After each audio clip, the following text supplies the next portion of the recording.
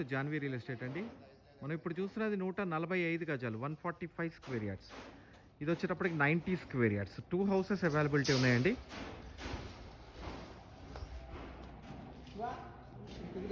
So ఇది వచ్చేటప్పటికి east face Dammaiguda municipality permissions తోటి దమ్మాయిగూడ ఏరియాలో ఉన్న ఇల్లు.